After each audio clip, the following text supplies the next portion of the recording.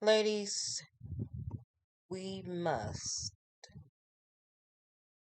be prepared to leave whenever we have to. First, we have to stop settling. And when I mean settling, I don't mean downgrading or marrying someone who has less than you have. What I mean by settling is that we must stop ignoring red flags. Yes, we all want to be with somebody, but is it worth the anguish, the heartache, when you know how someone is, but you choose to ignore the red flags? We all have done this, and most of the time, it turns out to be a disaster. Some red flags, some of us may have ignored, but it may turn out to be a happy ending because the man had changed or it was just a one time thing for him. But when you see behavior over and over and over, and you choose to continue with the relationship, you are putting yourself in danger and you are heading for a life of agony. Take Carla. Carla is a beautiful woman. She had her own business. She was an accountant or tax preparer. She had many clients and she was doing well for herself and her two kids. Her kids had a good life. They did everything together. And one day she decided, you know, I'm missing something. I want a man to share this with. I'm not sure how she met him. I forgot. But he was a officer, corrections officer at a jail or prison. And at first he said all the right things. Like, this is a true story, by the way. And they had videos of when he proposed to her. Oh, he said something like, "You are my one and only," or "I want you to make me happy. And the only way to do that is for you to be my wife." He got on one knee and proposed to her. But Carla chose to ignore some red flags. So a couple incidents happened before he proposed to her. And then he proposed to her in front of her family to make it even sweeter. So he they were living together. She and her kids moved in her hidden well, I'm sorry. She her and her kids moved in his house, and this was before they were married. So even though she had plenty of money, she had a good business going for herself, she did not plan correctly.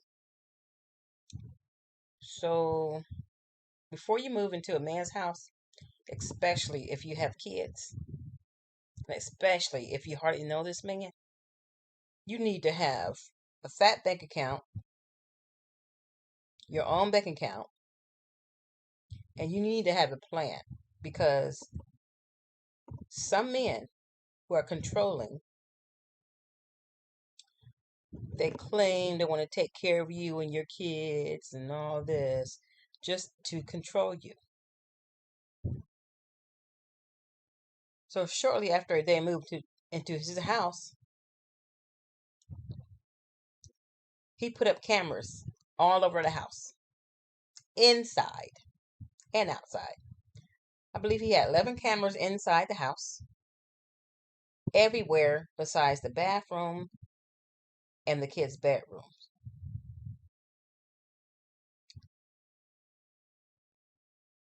Whatever the kids had, sometimes when the kids were watching TV, if he didn't like it, he would turn the channel. No, these were teenagers. He would turn the channel or make them turn the TV off. Every night, they had to wash the dishes, wash the kitchen floor or mop the kitchen floor, and clean the rugs. I'm not sure if it was vacuum, shampoo, or what, but they had to do this every night. And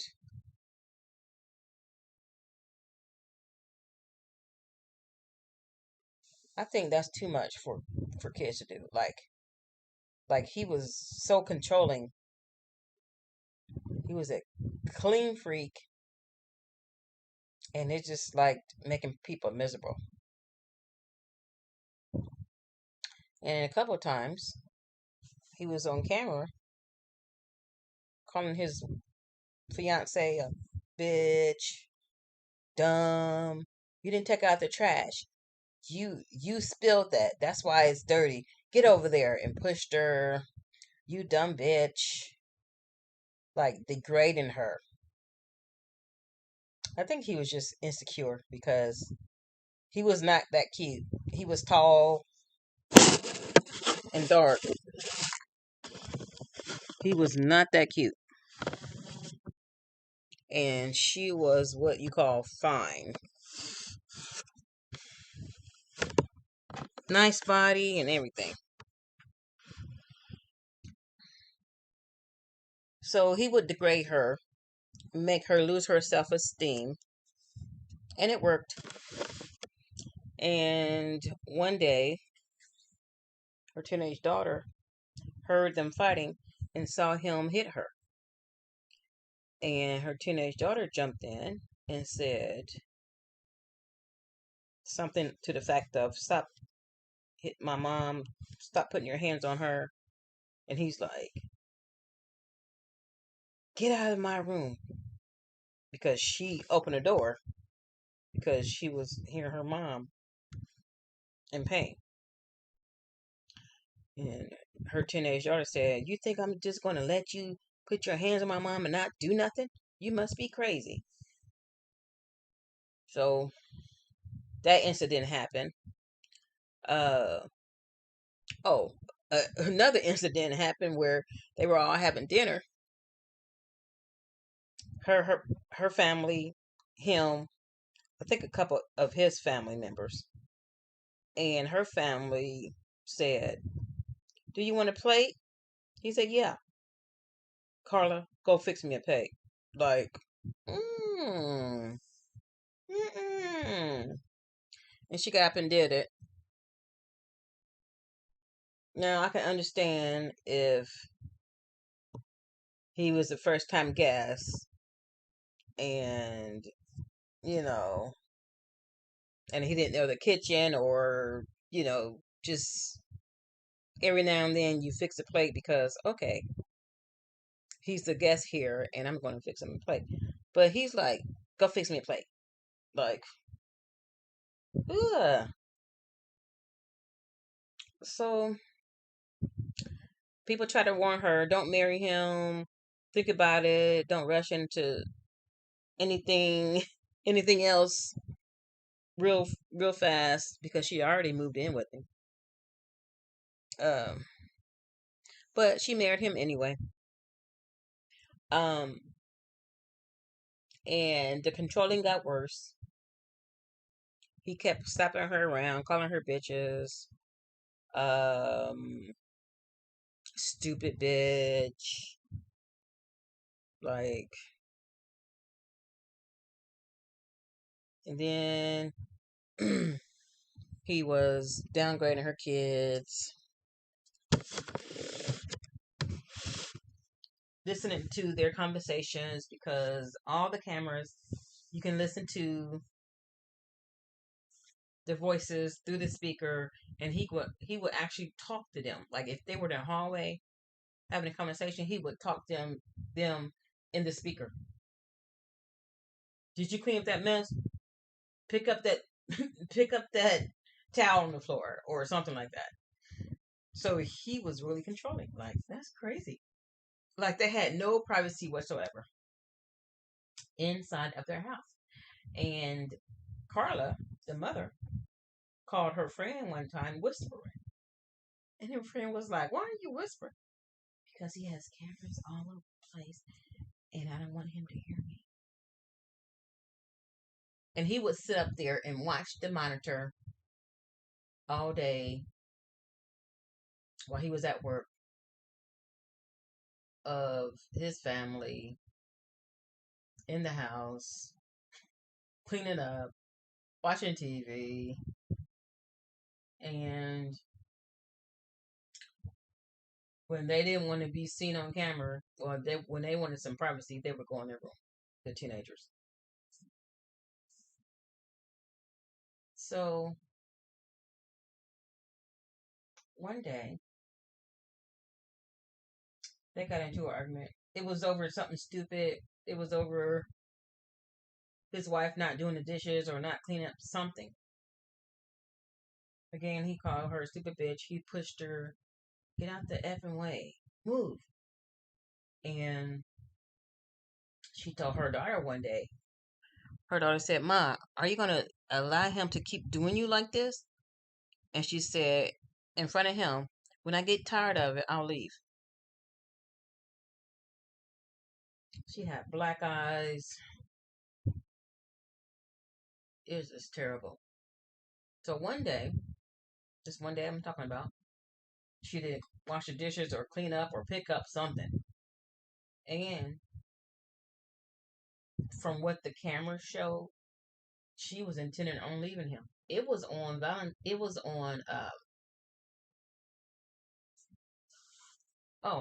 Day. It was on Valentine's Day. And she was packing her car. She had her phone in there.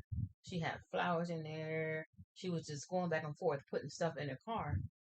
And then all of a sudden, the camera stopped taping. He called 911. My wife, help me, my wife. Oh, Carla, Carla, Carla. Then the police came.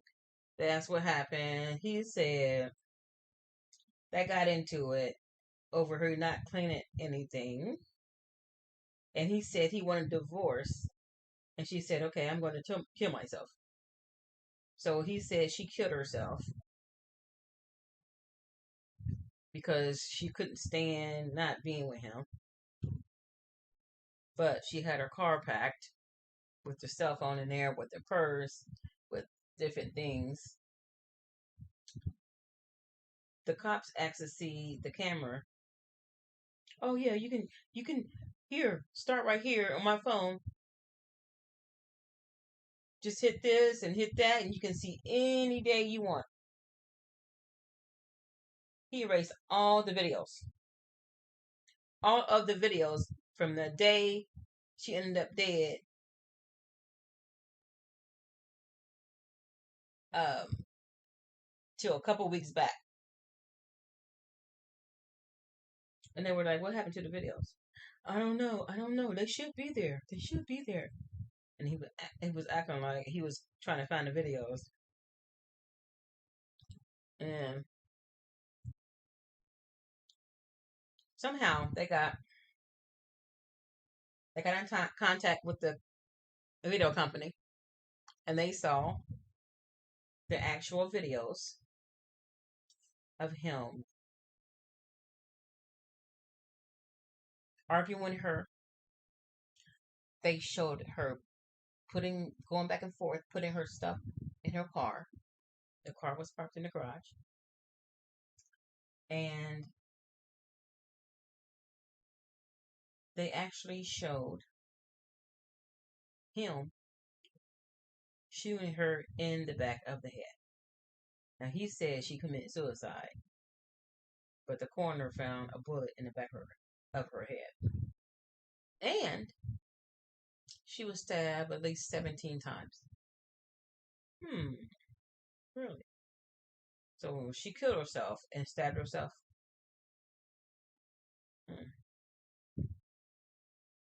So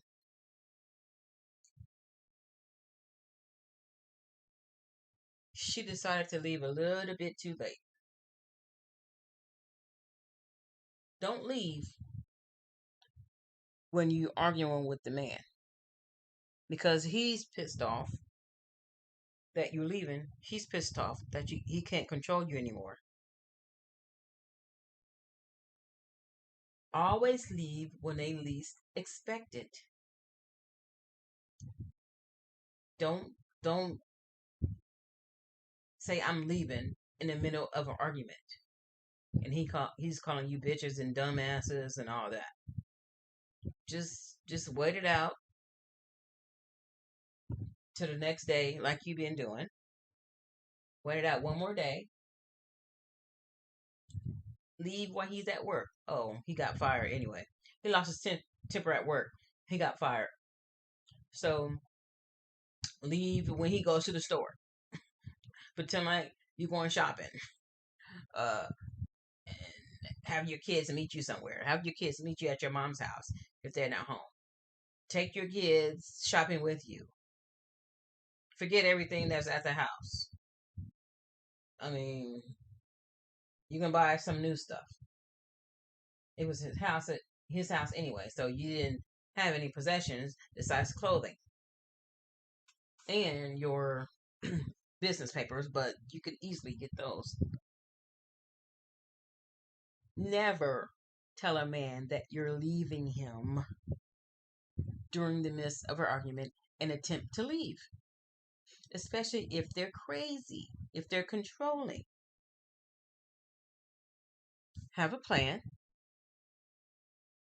Get your bank account. Save money before you move in, or if you move in, start saving money in a separate bank account he knows nothing about. Keep the information at your mom's house, at your sister's house, whatever. Don't even keep information if you don't have to. Just go to the bank with your ID.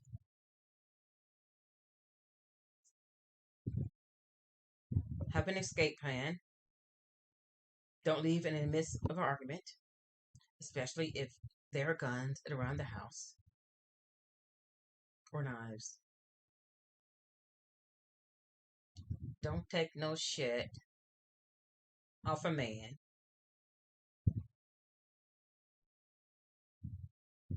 especially if he ain't got no job,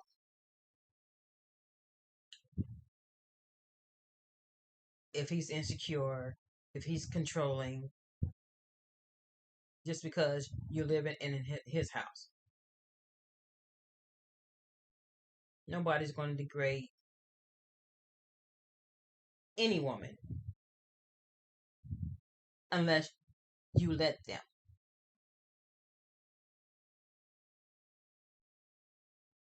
Now, she had her own income. She bought a house or got an apartment, beautiful as ever. But it was something about him that she wanted to hold on to. Is it just to say I have a man, a piece of man, or a half a man because he wasn't a man? Just to say I have somebody? No, no, because you be more miserable than you will be if you're single, if you're holding on to a piece of a man, not even a man, a piece of shit. Don't hold on to that piece of shit just to say you have somebody.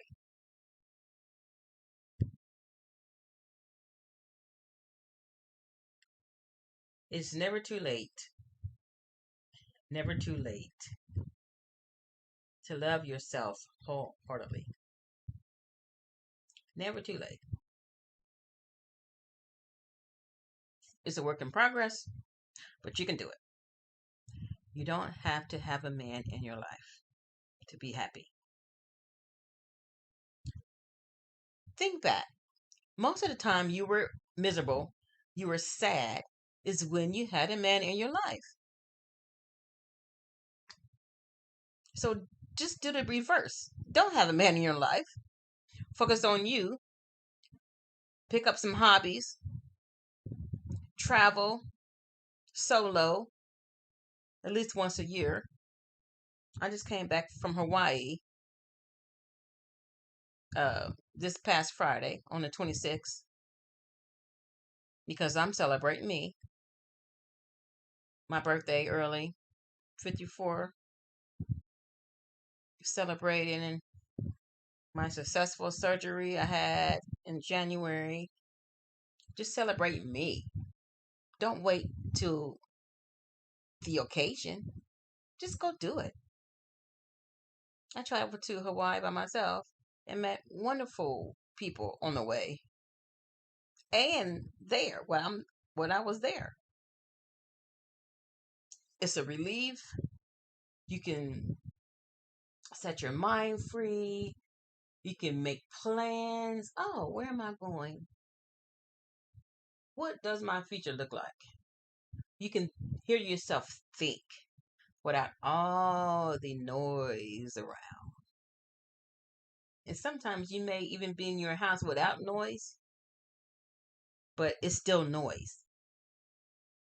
You need to get away. Not as far as Hawaii like I did, but take a trip to Chicago. Drive down a country road. Do something for yourself.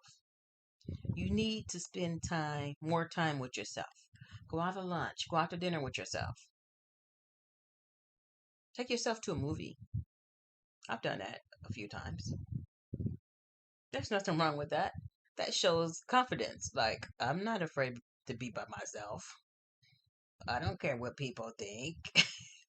I used to be like, no, I want to go to out to eat, but I don't have nobody to go with. That was like 20 years ago. Bump that. I'm going out to eat by myself because I need to do some thinking. I need to hear myself think. I need to jot down some plans. And I need to just relax without all the noise around me. It may not even be noise, but it's noise if you stay in the same place. So do yourself a favor. Get single, be single. Don't have a piece of man just to have a piece of man. And do you. Until next time.